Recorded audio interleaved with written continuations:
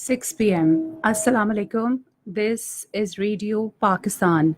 The news read by Kanus Ashraf. First, the headlines.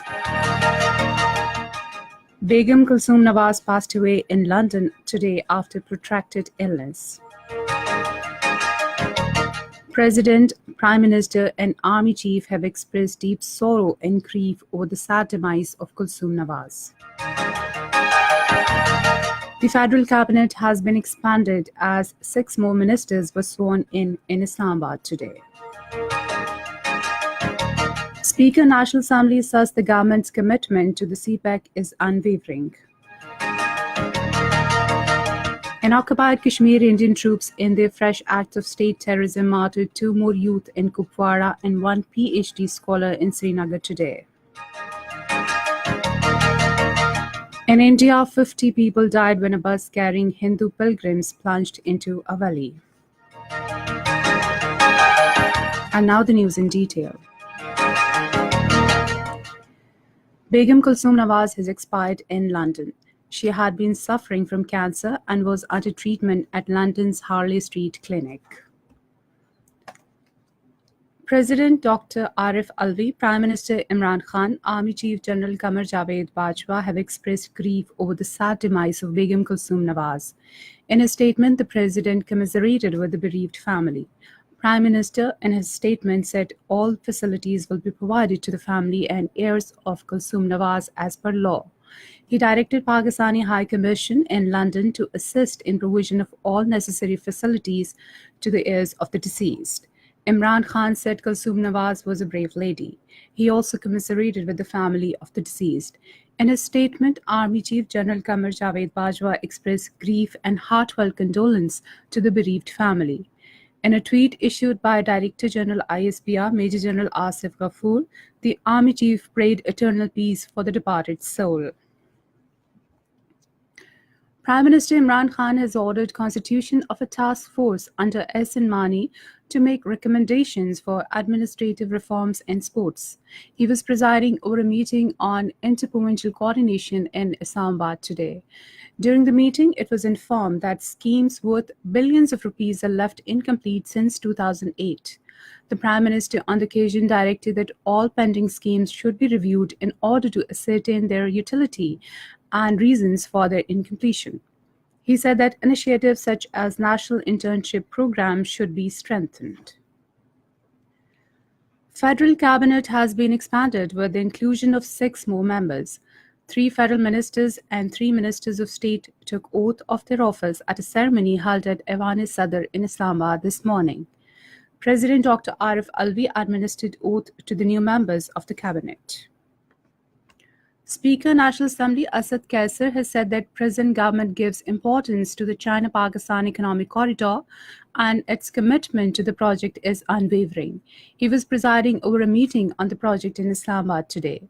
The project director gave a detailed briefing to the meeting on the Mega Corridor project. In his remarks, the speaker said that Pak-China friendship will prove to be a milestone in furthering peace and stability in the region. He said CPEC is a game changer not only for Pakistan and China, but also the Central Asian states. Finance Minister Asad Omar has said that the government will soon introduce changes in the budget to make it more relevant to the state of economy and vision of the new government. He was talking to a delegation of Overseas Investors Chamber of Commerce and Industry, led by its president Irfan Wahab Khan in Islamabad today. The minister said the government wants to address the issues of twin deficits on a long-term basis. Election Commission of Pakistan has said foolproof voting system has been devised for overseas Pakistanis for the by-elections to be held on 14th of next month. Spokesperson of ECP Nadeem Qasim, speaking at a news conference in Islamabad today, said an awareness program has also been started for overseas Pakistanis to educate them about I-voting. The 70th death anniversary of Father of the Nation Quaid-e-Azam Muhammad Ali Jinnah is being observed today with due solemnity and reverence.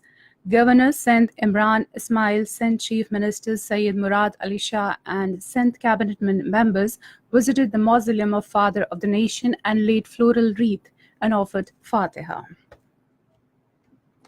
The 70th death anniversary of Quaid-e-Azam Muhammad Ali Jinnah was also observed with solemnity at Pakistan High Commission, New Delhi today. The officers and staff of the High Commission offered Quran Khwani for the Father of the Nation. This is Radio Pakistan.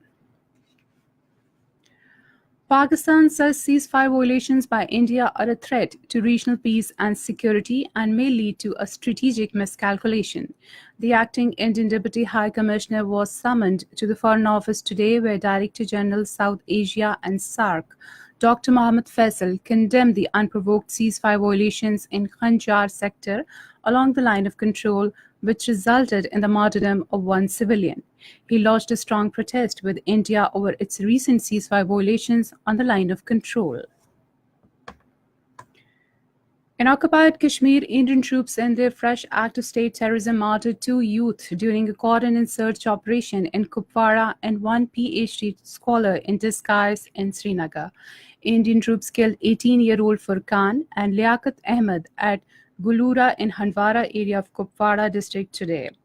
A 42-year-old PhD scholar, Abdul Ahad Ghani, was shot dead by Indian Army men in disguise in Kanyar area of Srinagar. The killings triggered clashes between protesters and troops in Handwara and Sopur areas. The authorities suspended internet services and shut educational institutions.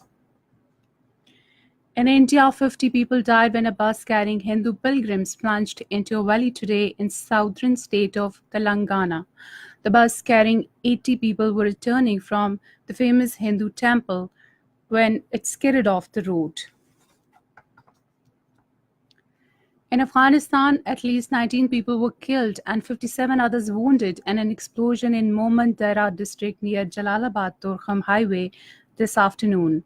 Nangarhar's governor spokesman says the explosion happened near a protest in Momand Dara district in the province. No one has so far claimed responsibility for the attack. Russian President Vladimir Putin says that normalizing relations between the United States and North Korea is vital for peace on the Korean peninsula. He was speaking at a news conference in the port city of Vladivostok after holding talks with Chinese President Xi Jinping. Russia has started biggest war games Vostok 2018 today, close to its border with China since the fall of the Soviet Union. 300,000 troops are participating in the war games that will include joint exercises with the Chinese army. In Libya, more than 100 migrants, including 20 children, were killed when 2 boats sank off the coast earlier this month. The migrants were from Sudan, Mali, Niger, Cameroon, Ghana, Libya, Algeria, and Egypt.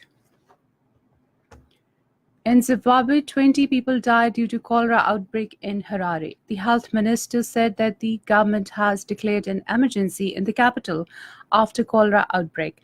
More than 2,000 people were infected after drinking contaminated water. International Criminal Court says it is an independent and impartial institution and will continue to perform its functions undeterred despite U.S. threats of sanctions.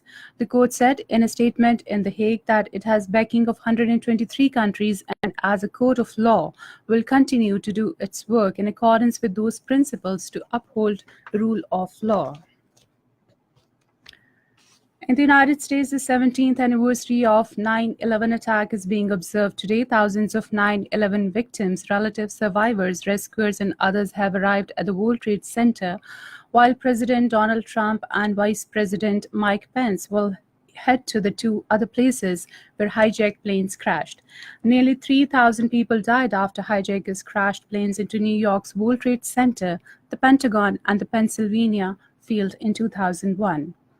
And finally, the weather. Mainly hot and humid weather is expected in most parts of the country during the next 12 hours. However, rain, thunder shower with gusty winds is expected at isolated places in Gujranwala, Lahore divisions, and Kashmir.